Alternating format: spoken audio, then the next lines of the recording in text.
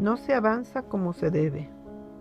La reforma no terminó con Lutero, como algunos suponen. Debe continuar hasta el fin de la historia del mundo.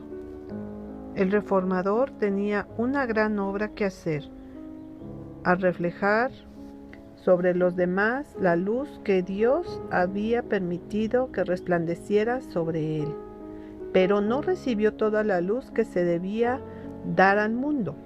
Desde esa época hasta ahora, continuamente ha estado brillando nueva luz sobre las Escrituras y se han ido desarrollando constantemente nuevas verdades.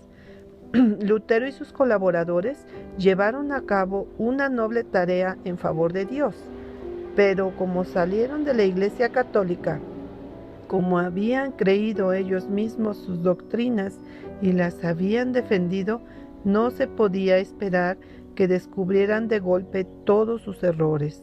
Su obra consistió en quebrantar las cadenas de Roma y dar la Biblia al mundo, pero había importantes verdades que no descubrieron y graves errores a los que no renunciaron. La mayor parte de ellos continuaron guardando el domingo junto con otras festividades católicas. Es verdad que consideraron que su observancia no se basaba en autoridad divina alguna, pero creyeron que había que guardarlo, por ser un día de culto generalmente aceptado. Hubo algunos entre ellos, sin embargo, que honraron el sábado del cuarto mandamiento. Entre los reformadores de la Iglesia debe darse un lugar de honor a los que se levantaron para vindicar una verdad generalmente ignorada, incluso por los protestantes, es a saber, los que sostuvieron la validez del cuarto mandamiento y la obligación de guardar el sábado de la Biblia. Cuando la Reforma rechazó las tinieblas que se habían reposado sobre toda la cristiandad, aparecieron en muchos lugares los observadores del sábado. Los que recibieron las grandes bendiciones de la Reforma no avanzaron por la senda tan noblemente trazada por Lutero. De cuando en cuando surgieron unos pocos fieles para proclamar nuevas verdades y poner en evidencia errores acariciados por largo tiempo.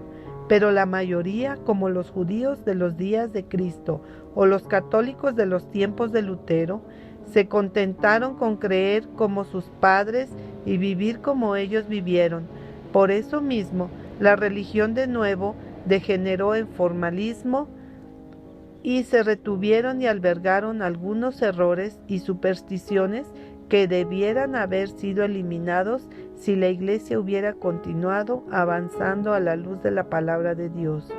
De ese modo, el espíritu suscitado por la Reforma gradualmente murió, hasta que llegó a haber tanta necesidad de reforma en las iglesias protestantes como la había habido en la Iglesia Católica en tiempos de Lutero.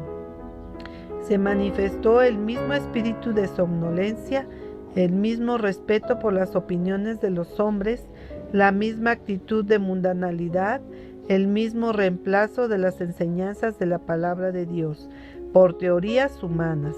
Se fomentaron el orgullo y la ostentación, cubriéndolos con la capa de la religión.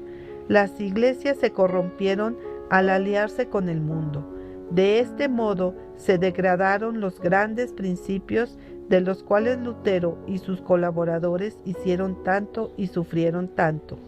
Cuando Satanás se dio cuenta de que había fracasado en su intento de aplastar la verdad por medio de la persecución, de nuevo recurrió al mismo plan de transigencia por medio del cual había producido la gran apostasía y la formación de la Iglesia de Roma.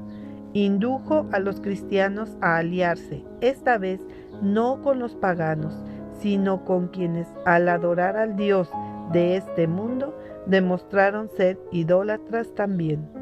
Satanás ya no pudo mantener más la Biblia fuera del alcance de la gente.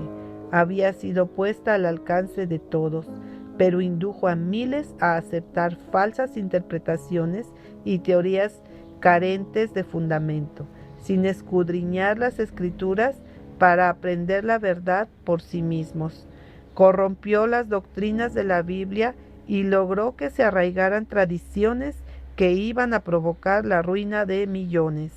La Iglesia sostenía y defendía esas tradiciones en lugar de luchar por la fe que una vez fue entregada a los santos. Y mientras permanecían totalmente inconscientes con respecto a su condición y a su peligro, la Iglesia y el mundo rápidamente comenzaron a aproximarse al periodo más solemne e importante de la historia de la tierra, es a saber, el periodo de la manifestación del Hijo del Hombre.